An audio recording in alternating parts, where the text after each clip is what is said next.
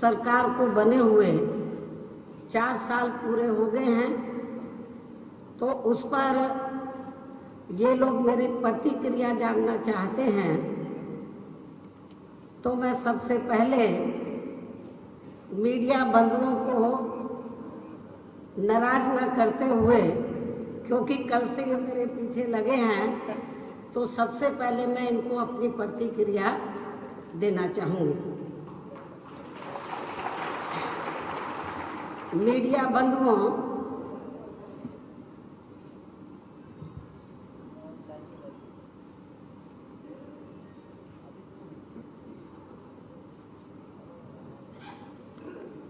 जैसा कि ये विदित है कि केंद्र में बीजेपी व प्रधानमंत्री श्री नरेंद्र मोदी के नेतृत्व में बनी एनडीए की सरकार को अब 4 वर्ष पूरे हो चुके हैं, जिनके 4 वर्षों का कार्यकाल पूरा करने के संबंध में ये स्पष्ट है कि देश के तमाम गरीबों, मजदूरों, बेरोजगारों, किसानों व अन्य मेहनतकश लोगों पर आधारित देश की लगभग 125 करोड़ आम जनता के जीवन को प्रभावित करने वाली जबरदस्त महंगाई, गरीबी, बेरोजगारी तथा आम जनजीवन में सुख व शांति प्रदान करने के जनहित व जन कल्याण के मामले में यह सरकार वास्तव में ऐतिहासिक तौर पर बहुत बुरी तरह से विफल व नाकाम सरकारी साबित हुई है। वैसे तो बीजेपी व प्रधानमंत्री श्री नरेंद्र मोदी स्वयं भी खुद भी अपने हर काम को ऐतिहासिक करार देते रहते हैं, और शायद यही कारण है कि इनके कार्यकाल में पेट्रोल व डीजल की कीमत ऐतिहासिक स्तर पर पूरे देश भर में इतनी ज़्यादा बढ़ गई है कि अब इससे जनता काफ़ी ज़्यादा तड़फ उठी है, जिसको इनको कम करना अत्यंत ज़रूरी है, वरना फिर हमारी पार्टी भी इसके विरुद्ध पूरे देश भर में धरना प्रदर्शन आदि करने के लिए मजबूर हो जाएगी। इसके साथ ही देश में गरीबी, बेरोजगारी, महंगाई व भ्रष्टाचार तथा लोगों के जीवन में हर प्रकार की हिंसा व तनाव का स्तर भी इस बीजेपी की सरकार में ऐतिहासिक तौर पर काफी ज्यादा बढ़ गया है। ये भी हिस्ट्री में लिखा जाएगा। इसके साथ साथ सर्व समाज में से खासकर दलितों, आदिवासियों, अन्य पिछड़े वर्गों व मुस्लिम समाज के लोगों के ऊपर हर स्तर पर हो रहे अन्याय व अत्याचार भी इस सरकार में ऐतिहासिक तौर पर काफी ज्यादा बढ़े हैं। इसके अलावा इनकी गलत आर्थिक नीतियों के तहत खासकर नोटबंदी व जीएसटी को लेकर इनके लिए गए अपरिपक्व फैसले से देश में गरीबी, महंगाई व बेरोजगारी भी ऐतिहासिक तौर पर बड़े पैमाने पर बढ़ी है तथा रुपये की कीमत भी ऐतिहासिक तौर पर अब आए दिन नीचे ही गिरती जा रही है,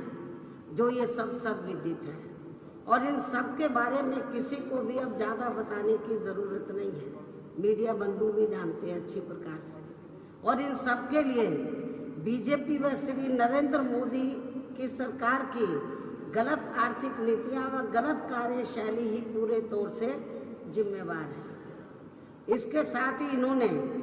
अपनी विपक्षी पार्टियों को कमजोर करने के लिए सरकारी मशीनरी का भी दुरुपयोग ऐतिहासिक तौर पर खूब किया है। ऐसी स्थिति में प्रधानमंत्री श्री नरेंद्र मोदी की सरकार को अपने सरकार के 4 वर्ष पूरे होने पर जश्न मनाने का और उस जश्न पर करोड़ों करोड़ों अरबों रुपए खर्च करने का कोई भी अधिकार नहीं बनता है, जबकि सरकार को उस धन को वास्तव में जनहित व जन कल्याण के कार्यों पर ही खर्च करना चाहिए। और अब संक्षेप में, प्रधानमंत्री श्री नरेंद्र मोदी की सरकार हर स्तर पर देश की जनता की नजरों में अभी तक सफेद झूठ बोलने वाली सरकार ही साबित हुई है। इसके साथ ही सरकार ने अपने पूंजीवादी व तानाशाही निर्णयों के माध्यम से अपने पिछले 4 वर्षों के कार्यकाल में यहाँ की गरीब व मेहनतकश जनता को खूब छला भी है, धोखा भी दिया है उन्हें। जबकि वास्तव में ये सरकार केवल यहाँ मुट्ठी भर बड़े बड़े पूंजीपतियों व धन्ना सेठों के आगे ही नतमस्तक व दंडवत रही है, जिससे देश की बैंकिंग व अर्थव्यवस्था भी अब पटरी से उतरने के कगार पर खड़ी हो गई है, जिसकी वजह से देश की जनता काफी ज्यादा चिंतित है कि बैंकों में उसका पैसा सुरक्षित भी है कि नहीं। इसको लेकर देश की जनता काफी ज्यादा चिंतित भी है। इसके अलावा देश में हर जगह जीवन के हर क्षेत्र में छाई हुई व्यापक अव्यवस्था व अराजकता इस बात का प्रमाण है कि बीजेपी के राज का मतलब जंगल राज बन गया है। और अब यहाँ बीजेपी एंड कंपनी व आरएसएस वालों के लिए संविधान व कानून का अनुपालन करने का कोई मायने नहीं रह गया है, कोई अर्थ नहीं रह गया है। और अब उन्हें हर प्रकार के अनर्गल बयानबाजी व हर प्रकार के आपराधिक व गैर कानूनी कार्य करने की छूट दे दी गई है। इसके साथ ही कठुआ, जम्मू कश्मीर में कठुआ व आपके उत्तर प्रदेश में उन्नाव के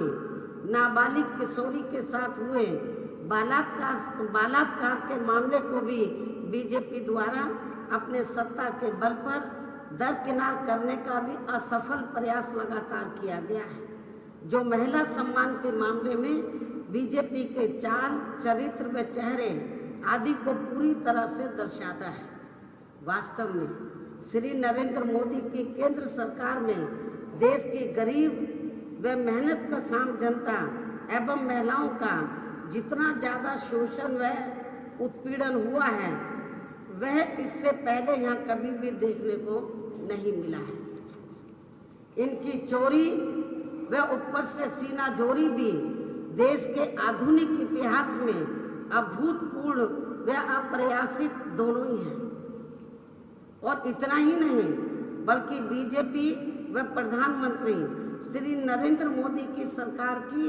घोर वादा खिलाफी के कारण अब इनके भरोसे व प्रभाव में भारी कमी होने से सरकार का रुतबा भी काफी जाता रहा है। और अब इनके ही लोग अपने नेताओं की एक नहीं सुन रहे हैं। ये बीजेपी की सरकार की उल्टी गिनती शुरू होने का खास संकेत भी है। इसके साथ ही इनके एनडीए के सहयोगी दल भी अब एक एक करके पहले से ही अलग होते जा रहे हैं, जो अपने आप में ये बहुत कुछ साबित करता है कि बीजेपी के एनडीए सरकार का 4 वर्षों का कार्यकाल हर स्तर पर अत्यंत ही विफल व निराशाजनक रहा है। और अब अंत में मैं बीएसपी केंद्र यूनिट द्वारा आज लखनऊ में पार्टी के ऑल इंडिया की बुलाई गई बैठक के संबंध में भी ये कहना चाहूँगी कि आज की बैठक पार्टी व मूवमेंट के हित में, खासकर पार्टी में लोकतंत्र को और ज़्यादा मजबूत करने व पार्टी के जनाधार को भी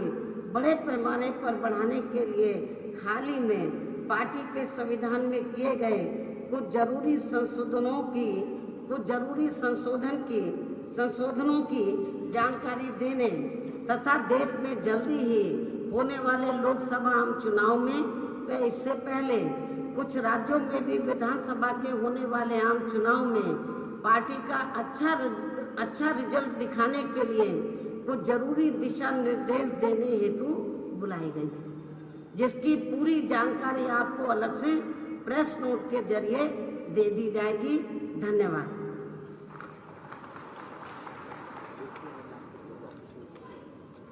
अब मीडिया बंधुओं से अपील है कि अब आप लोग